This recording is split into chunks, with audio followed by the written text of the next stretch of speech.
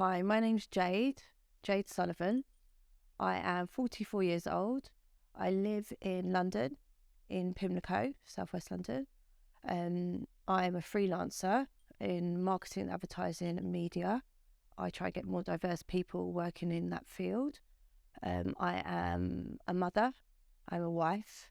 I'm a mother of twins who are 11, boy-girl twins, and an 8-year-old.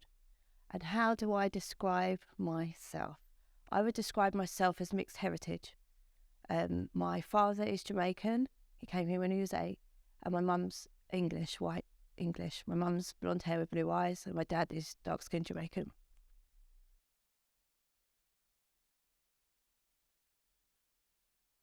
I grew up with my mother and father. My dad is Jamaican. He came to England when he was 8 years old. My mother is white English. I've always grown up in London. We grew up in our family home together. So that family home being my mum, my dad and my sister, who's 3 years younger than me. But I also have a half brother from my father. So my half brother is 4 years older than me. So we share the same father. We've got different mothers, but we're still close today. You want to know about how we grew up? Okay, so my mum is white English with blonde hair and blue eyes, but she's always been into black culture, into history, civil rights. She's always been out with black men, even at school. So she's quite unusual in that she was born in the 50s, but has always gone out with black men. She taught me as much as my dad did about my black heritage and history, for a lot through music actually, and culture and events that we used to go to. My mum also worked in travel, so we've travelled the world extensively.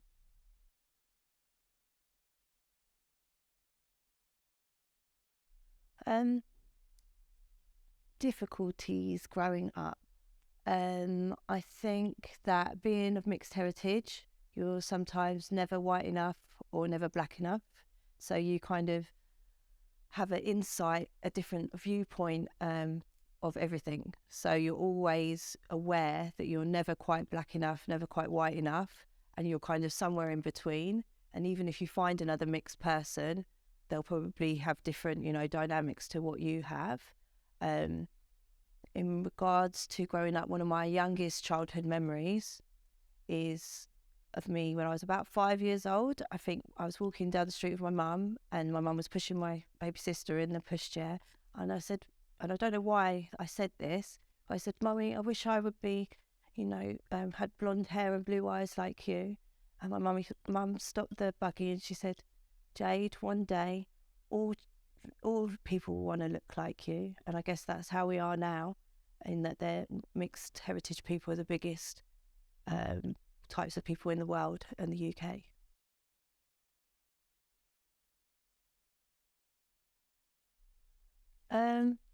I guess I'm obviously mixed, and because I grew up a lot with my white family.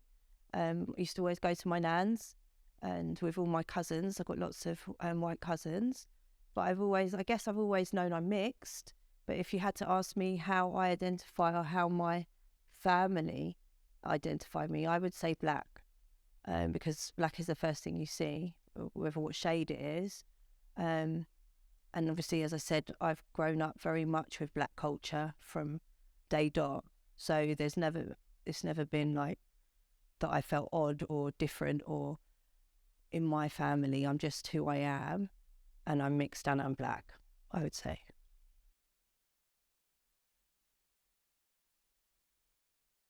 Okay, so with my siblings, my baby sister is 3 years younger than me. We've always been quite close. We're still close today. And then I think basically another one of my youngest memories is of my mum telling my dad, while they're having some kind of argument, that I have to go and see my brother and he should let me go and see my brother.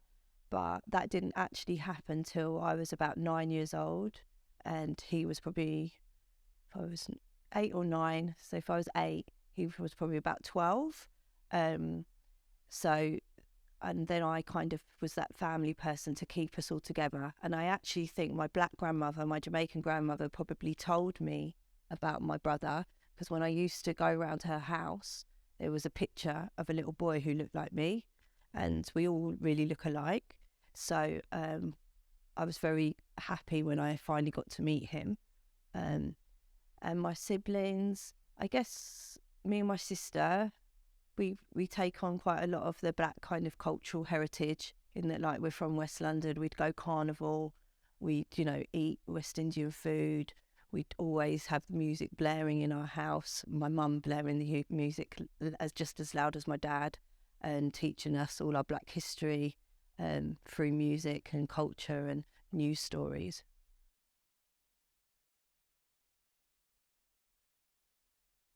Um, I think I've always identified most with my black heritage, um, just because I think it's what I see in the mirror. It's part of my identity, my culture. My dad's a very proud Jamaican man. He's always taught us our history.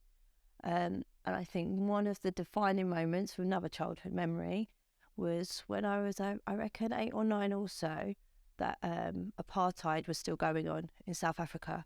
And me and my dad done a project together learning about Nelson Mandela and Steve Biko. And I got a really good mark in that assignment. Like, it was a whole, proper project. And, we lived through a time where there was apartheid, and then that finally came to an end. But that's always kind of driven my interest in black activism. Also, when I was very close to my black Jamaican grandmother, and she, out of I think 8 or 9 brothers and sisters, she was the oldest, darkest skinned woman, as opposed to her light-skinned sister. And she used to tell me all about how badly she was treated when she came over post-Windrush, as she had a totally different experience to her sister, who had probably lighter skin privilege. And it really touched me, the way that she described how she was treated very differently to her sister. So I think in my life, I've always kind of recognised and remembered this, and probably, gravitated towards dark-skinned women and black women, and trying to form a sisterhood, because I've always noticed that colorism is a thing within our culture.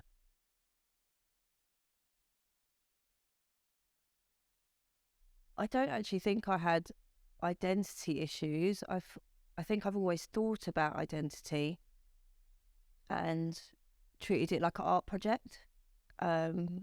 So I feel like I've studied it so that I'm quite comfortable with my identity and quite a confident person.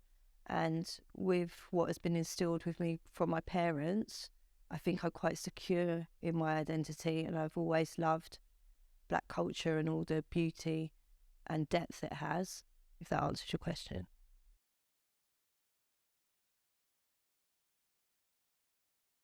Yes, I've always been exposed to black culture in my family home.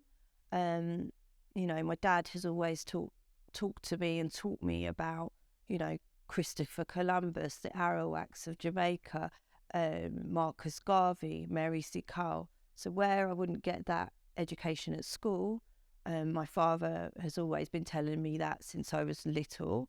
With music, actual physical, drawings and artwork. My mum and dad are collectors of that. Music is my mum's life, is my dad's life. They collected like 45s and albums and all sorts of all the black cultural leaders of our time. And yeah, even the food we cooked, just everything is all about black culture in our home. That was our thing. Whereas I would say, actually, my brother, because he just lived with his white mother, he had a very different upbringing to me. So I think I probably also, because of that, I also gravitated towards those type of people as I went into high school.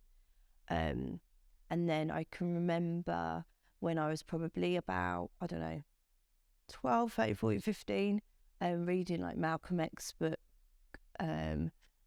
Sister Soldier, being real influenced by music on, MTV and Yo MTV raps. So I've always kind of veered towards Black culture and especially American culture, and learned about African culture with all the writing of, you know, Marcus Garvey, Malcolm X, Martin Luther King, Angela Davis, and like Jane Elliott, the Black Eye and Blue Eye Test, Black Panthers. So it's always kind of been integral to my life.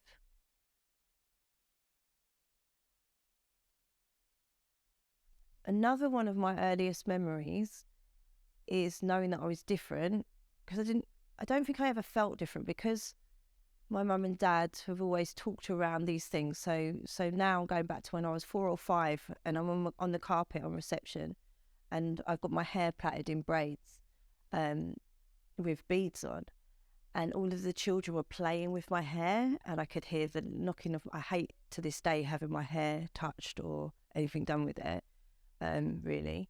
So I think I felt different then, where I hadn't before, and maybe that's kind of when I said to my mum, I'd wish I was, you know, blonde hair and blue eyes like you, because maybe I was being made to feel different.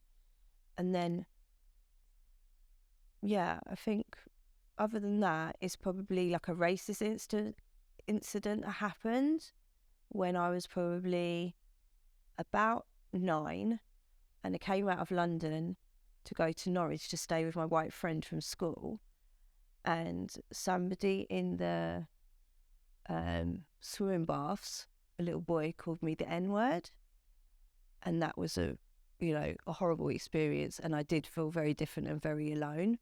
But I think growing up in London, on the whole, because my school was quite mixed, and we mixed with, you know, mixed people, and, you know, I mixed with darker skinned people, and we were just quite a mixed, you know, crowd. I don't think I'd felt that different up until that point.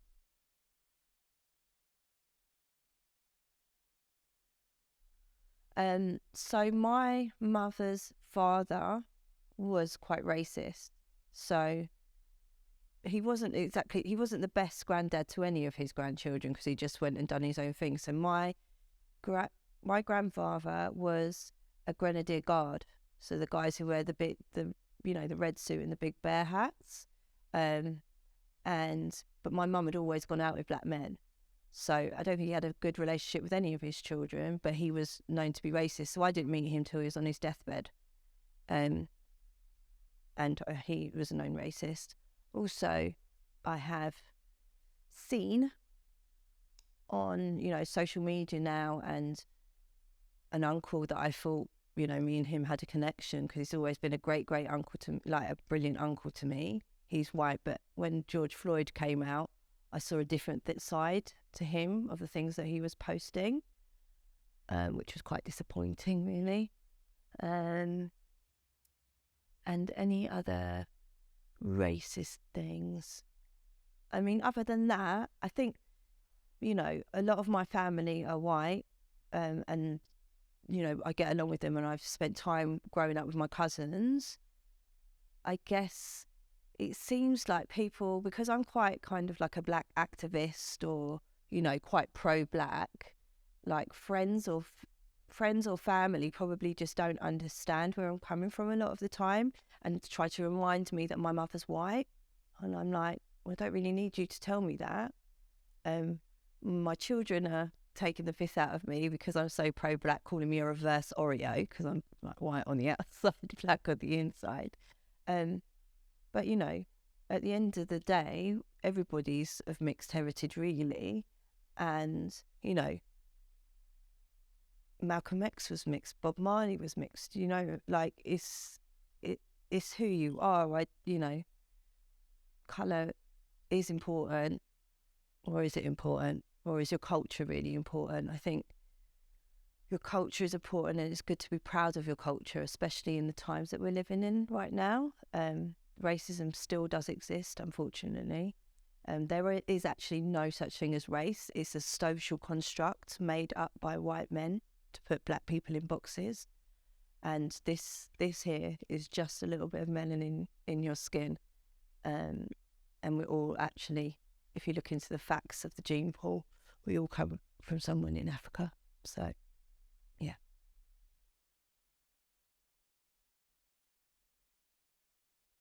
Yep. So racism, it can affect you at all different times. So I'm thinking of a few memories here. When I was pregnant, I was going on the bus to near Westminster Abbey, and I was with my twins, and this, I think he was an old, maybe white Jewish man. He told me to go back to Africa. That was really nice. And then, I don't know if this is racist, because is it racist if another person of colour calls you this? A half-breed bitch. That's a nice one. Some Jamaican girl who was living at next door to where the flat that we were in asked her not to put her nappies, her stinking nappies, outside on our front doorstep, and she called me a half-breed bitch. That was really nice. And then the experience that I said before, when I was probably about 8 in a swimming baths in Norwich, and I was called the N-word.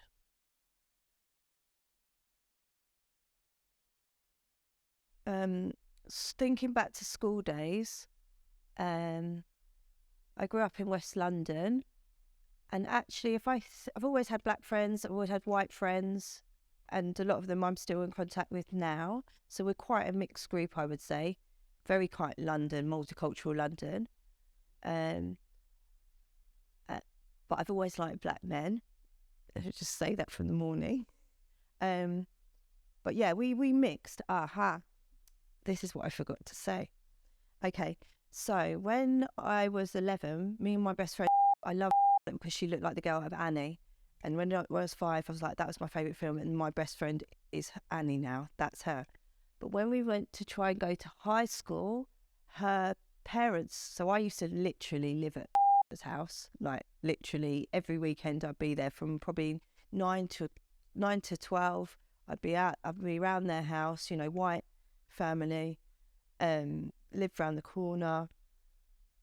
And when we tried to go to high school together, her mum and dad said she can't go to high school with me because Jade's of age now, all the black boys will start liking Jade, so that will mean you will start to go out with black boys. So they tried to stop us being friends. You can't be friends with anymore, which I didn't understand because I'd always been staying at their house, so that was quite hurtful. And actually that didn't go to plan because it's now got 3 white children and 2 mixed black children. So, I mean, that would prove to you that racism doesn't really work. And then when I was at high school, I did end up going to the same school, and I made friends with a mixed girl, and I kind of we drew to each other, I think, because we were both mixed, and we loved like everything black culture. We loved, everything that being mixed, young girls would, give to us in London. Like we'd go to like Notting Hill Carnival, we'd go to clubs, we'd go to sporting events, we'd get attention. But actually thinking about it, this lady did actually take the piss out of me for my bigger nose. And I did actually, which is quite upsetting really, but that's kind of being, I suppose, this colonial mindset in that European features are, seen as beautiful, and, the bigger nose is not. So, and at one point I did want to like a nose job, but I think it was because of my teachings from my parents and my dad and my grandmother. I sat in the mirror one day and thought, actually, no, this girl's just chatting absolute rubbish. Like, if I was to give myself a nose job, I'd no longer look like my dad or my grandmother, who I love more than anything in the world. So when you're taking the piss out of me, that's your ignorance, not mine. Yeah. Oh, sorry. And also, when I was doing GCSE art, I think that my identity and my race and my culture really became like a project for me. So it gave me a chance to delve into identity and race and, I think with all the reading I was doing about like Malcolm X and all of these things, and, you know, Martin Luther King, and, you know, looking at different cultures, that kind of helped me secure how confident I am with my identity and to use it as a plus and a bonus. That was it. When we were like about, I don't know, 15, thinking we're 25 and going like raving and God knows what else we're doing, there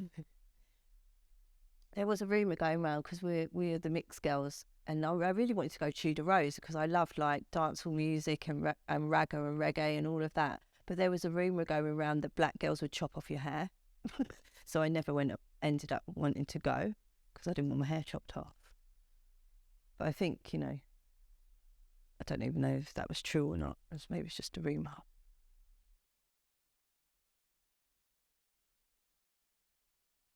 Okay. So one microaggression, when you say it first time, when I've been always going out with black guys in like different relationships, or especially one that I'm thinking about, he's black, of Caribbean heritage, he'd always say, oh, when I was in the kitchen like trying to cook or something, oh, you're such a white girl, you know, you're so white. I just feel like, I'm just me. Do you know what I mean? So that was a thing. But then also, I feel like microaggressions are just, even if it's subconscious, in the workplace, I think that's where you'll maybe feel it most, when you don't get, you know, you don't get a pay rise, you don't get picked for promotion, you're not seen as management, even though, you know, a lot of the time, actually all of the time, I've been more qualified and older and wiser than the person who will either get to keep their job or be promoted above me. And as a Afro-Caribbean woman, we are at the bottom of the, you know, mill of everything as a black woman. So yeah, there's diversity, or is there diversity?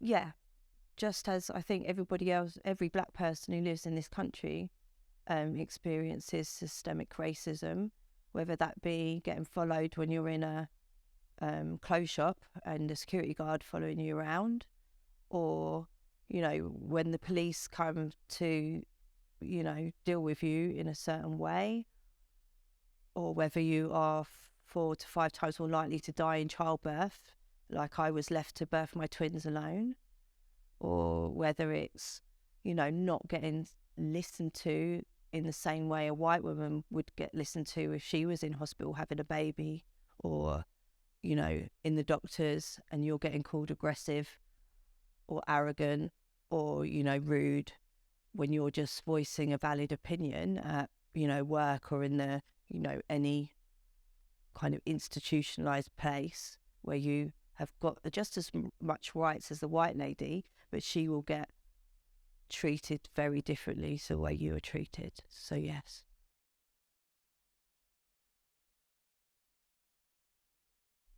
I think colorism is very much an issue within our culture, which stems from like colonialism.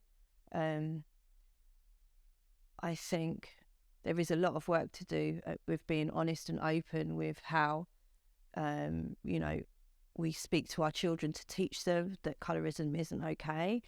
You know, there's one race, the human race, and we're just, the way I describe it to my children in the most basic form is that we're like kind of different shades of tea. Like, so my daughter is, I've got, you know, boy-girl twins, and they're all different shades. The twins being lighter, my boy being the lightest, the other twin being slightly darker, and then my youngest daughter being darker than that. I think there's a lot of work to do in regards to colorism.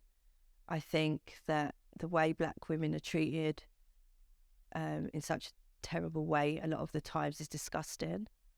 And I do recognise that I'm light-skinned and of mixed heritage, so I'm not going to experience exactly the same as a dark-skinned woman, but as long as I have empathy and can take my shoes off and put her shoes on, and I feel like I understand it well because my nan's explained it to me. I think it can go both ways in that that in society, you know, we want to give darker skinned women, you know, platforms, but we should all be mutually respectful of each other, whether we're lighter or darker skinned, and one is not better than the other. We're all just really should be kind of treated equally. That would be great.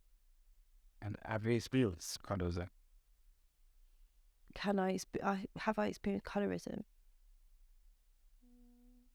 Well, I guess what I was saying about my boyfriend saying that I'm quite white and in my mannerisms, do you know what I mean? Is what does it mean to be black? We're not like a monolith. We're all different. And obviously I am part white, so I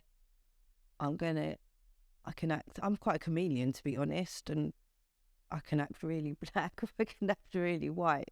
I mean, they're all me. Yeah, I don't know.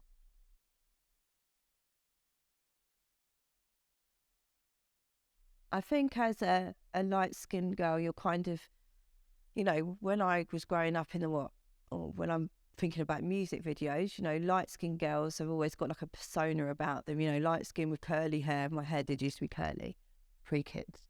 So you know, you think you're too nice, you know, you're mixed girl, you're mental, you can't cook, you're not black enough, you know, you don't understand what I go through. Do you know what I mean? I don't know. I think actually that's why I quite like my husband, because his mum was mixed and he had a white grandmother. So he's never said any of those things to me, like, you're not black enough or whatever. He doesn't say those things. So that's quite refreshing, I think. To have somebody that kind of gets you and understands you is important.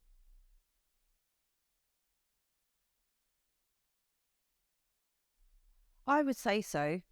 As a mother of twins, watching how boys and girls are very different, I think it is very different. Obviously, being mixed and a woman, you've got your kind of womanly charms that you can use in the world. And whereas even now, it's kind of a thing, isn't it? What do they say about like Drake? And it's kind of a bit of a diss to be like a light-skinned hottie. Do you know what I mean? As a guy. So I think there's, you know, I suppose we come around like in fashion. I don't know. I mean, yes, women and men are treated differently. Yes, as a light-skinned woman, you know, I would say that a lot of, you know, that is what your ultimate like exotic woman fantasy, which is really pathetic. But that's probably one of the reasons I've never, ever, ever been out with a white guy. Because in case they call me a black bitch and I might have to end up in Holloway.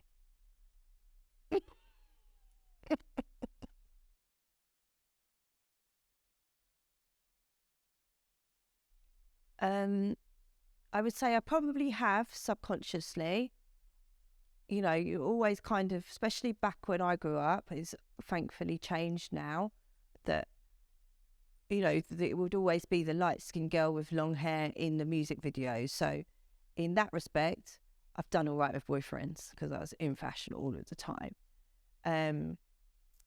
But I would say I consciously strive not to kind of fulfill that stereotype. So even if you look on my Instagram page, I'm kind of striving against that all the time. I will bring my black sisters forward in front of me because of what my nan's always instilled in me. Yeah.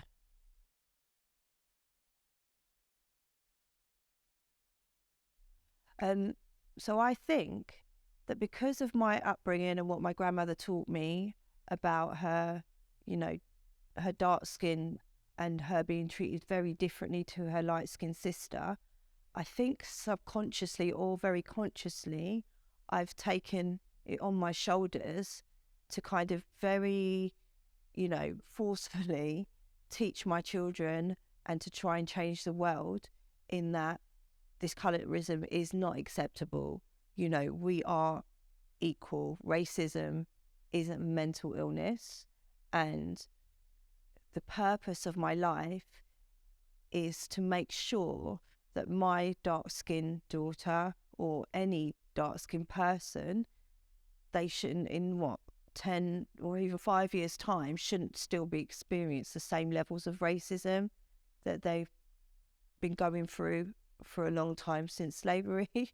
So it's really important to me, and my purpose in life is to change all these statistics for a better future for our dark-skinned children.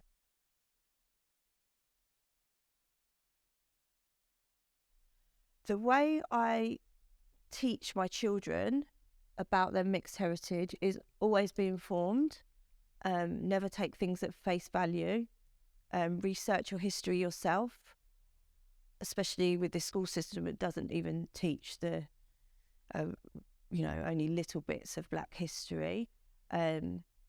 Just don't trust anyone. Google is your friend, and research and be very confident in your identity and your Black history.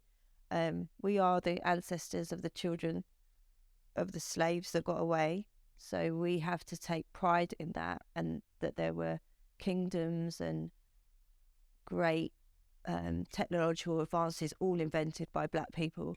So as long as I keep instilling in my children their great Black history, I'm sure that they will be okay and that they will be very secure within their identity. I think at the moment it's an interesting time in regards to like augmented reality, AI, filters, which are all based on European standards of beauty. Obviously, like being of mixed, you can see that it's a fashion accessory to have a mixed child now. And then there's plastic surgery, which is all based around European beauty standards. So I think it's a very scary time for Black children to be growing up with mental health issues and maybe identity issues, all linked to, what they're seeing on social media, what it is, and these filters that makes things beautiful. And they need to be very, very secure in their cultural heritage and identity to enable them to decipher what is good, bad and ugly, and to stay clear of it, because I think it's very damaging, especially for young Black girls, to always be shown and showing themselves and their children with these filters based on European beauty standards with small noses. And it's just, I think it's a very scary time. And if people don't really realize the messages that they're giving out to their children by constantly putting filters on themselves and their children, I think as a society of, Black culture, you can even see it with, a lot of Jamaicans are, what is it when you bleach your skin, and, African people bleach their skin as well. So I wish people would wake up and see what, have a future thought for what that will mean for children growing up with identity issues and mental health issues in the future.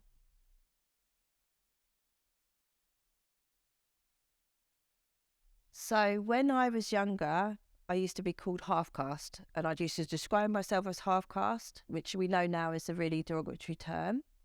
And also when I was younger, because I'm that old, I never had a box. When you had to do the census and tick a box, I never had a box, so I'd have to tick other. And then I got a box, and then I studied mixed identity for my master's. And I don't even want a box anymore, because as I say, race is a social construct made up by white men to put Black people in boxes. So, and when I go to tick boxes for my children now, they are so mixed that actually none of the boxes, are relevant to them. And that will continue to go on, because there's one race, the human race. And now how would I describe myself? I don't like the term mixed race, so I describe myself as mixed heritage, or it could be dual heritage, but that means only two. And is that even right? Because there's, within even just being Jamaican, I've got Chinese, Filipino, Scottish. So, I think we just need to burn all the boxes and burn down the structures that are confining us in this ridiculous, pathetic thing called race.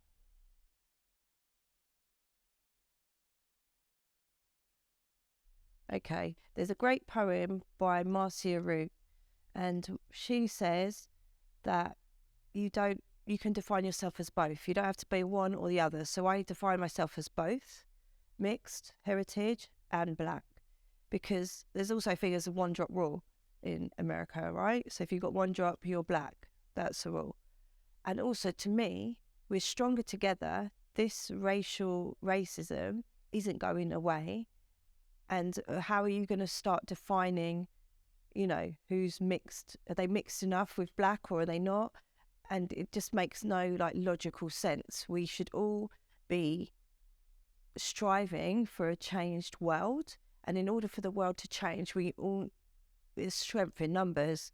And do you say what Bob Marley's not black, Mary C. Cole's not black? Do you start, even in America, if you went to America, there's light skin, dark skin, I think is quite an English thing. I might be wrong. I'm sure there is, just debates about colorism in America, but I feel like because they don't know their history so much, that, all of the black people, whether they're light or dark skinned, are classed as black.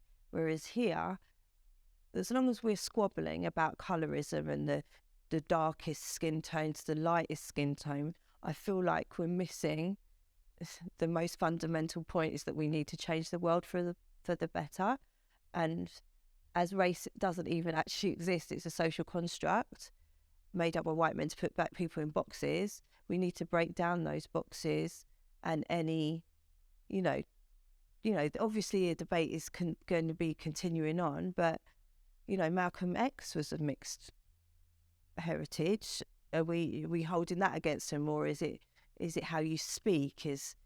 Are you black enough, or I'm going to class you as white, or, is your hair not kinky enough? When I did my thesis, a lot of people's identity is down to the kinkiness of their hair. Is it, 4C afro as opposed to, 3B or whatever, But to be all of that really doesn't make any difference, because when you're experiencing racism as a light-skinned person or a dark-skinned person, yes, there's different levels to it, but in order for us to eradicate racism, I think we are definitely 100% stronger together. And the statistics for mixed people for now and the future are rising. We are the biggest group of people. So it just makes logical sense that we all strive, as long as there's racism, we all strive to, come together as black people and fight together for the greater good.